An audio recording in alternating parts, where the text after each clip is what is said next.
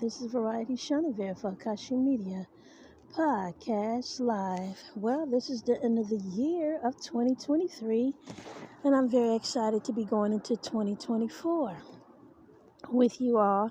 And I just want to say thank you to all of my listenerships all around the world. I received a lot of my SEOs and my analytics today, and it brought me to tears because there were so many people that were listening to me that I was just totally surprised that I have been able to have an impact on a variety of societies and communities globally. And when I received the email yesterday, how does it feel to go global and to be heard globally? I really didn't feel that it really had a strong impact on me until this morning when I saw the actual stats.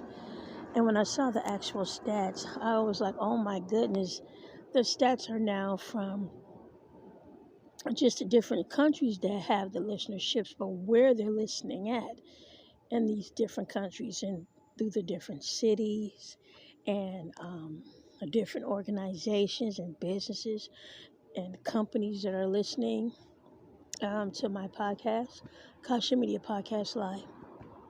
I'm just so thrilled and so excited, and it just touched me so much this morning that I just cried. I cried for like a half an hour. I was just stunned at these numbers. And I was just lost for words, really.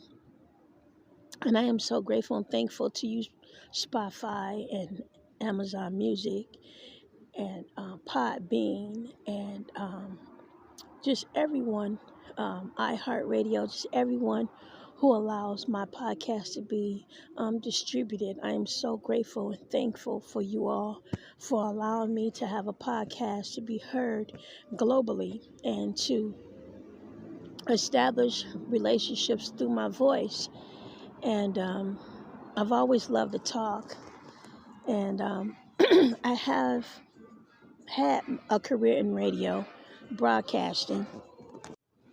And I went to school for broadcasting and radio for my career choice back in the early 80s and 90s. And I was a news reporter in Grand Rapids, Michigan. And then after that, I went back to Detroit, Michigan, and I became a radio personality DJ as well in Detroit. So I do have a background in the field of radio broadcasting. And I always loved the field in radio broadcasting and film and cinema. So I like to go back and forth, and I did that quite a bit. But now I have a podcast, and I've been doing my podcast for going on 4 years now. So I'm really excited about it, and I'm just really grateful about it. I want to improve on my topics, and I would like to improve on a lot of things. Now that Spotify and other platforms allow us to have videos, I'm going to be doing more videos and things like that to be seen, not just to be heard as well.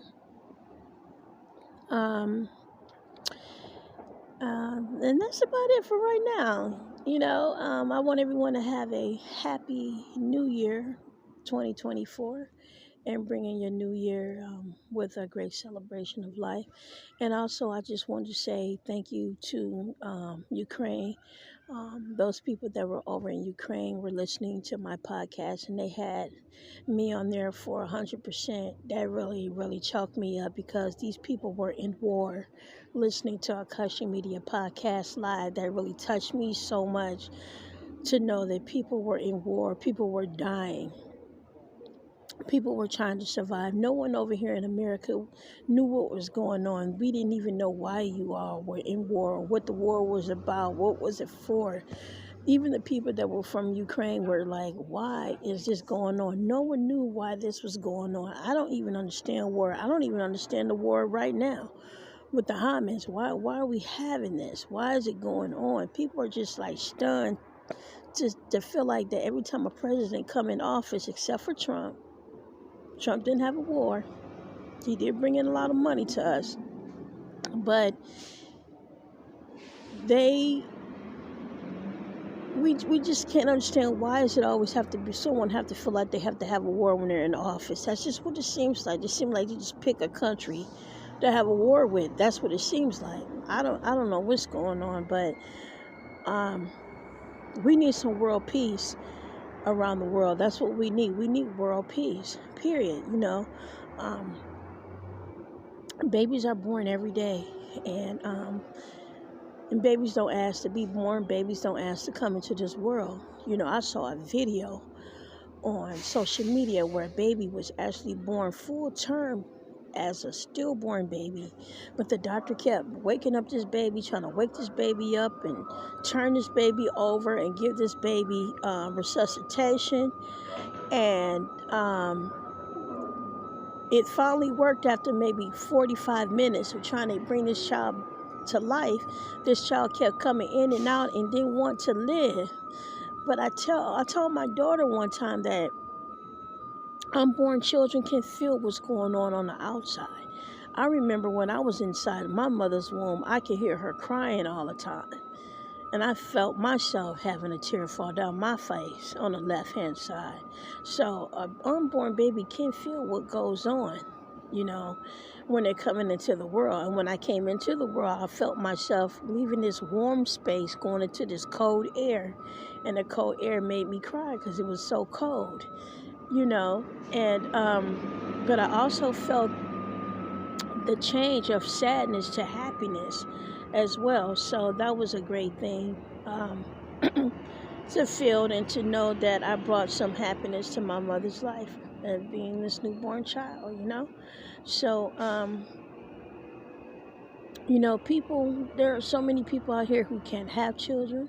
There are people out here who want to have children and have a hard time having children. And, a child creates a family. A child can be your blessing. It's not always difficult to raise a child on your own. I was a single parent. And sometimes it is cool to just raise a child on your own. It's not so hard. It's just you have to always have a daily plan every single day for things to be successful for yourself and your child. You have to plan every single day. There's always a plan for something every day. Family is business. Family business is just business, period.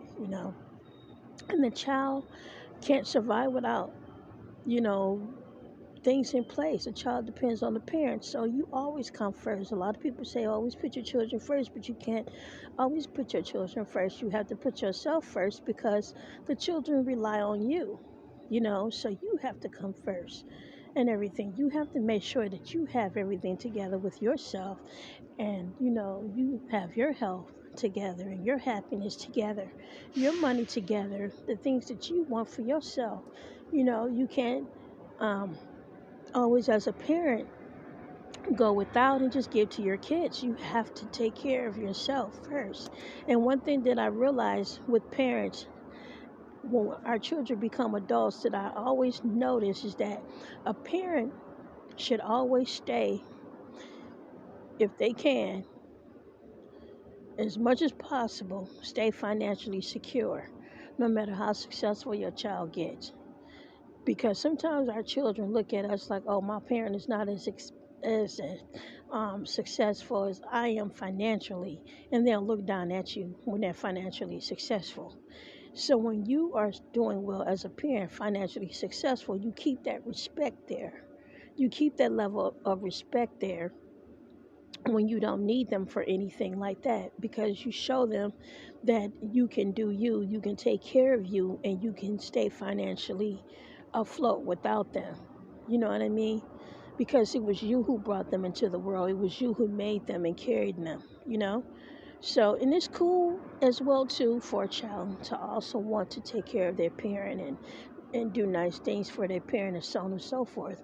But I always just noticed and always felt that when you stay successful financially, your children don't look down at you. They always seem to praise you, and they don't look down at you. But there are some kids that when they get successful, they look down at their parents financially and don't want to help them and do anything for them, you know. So,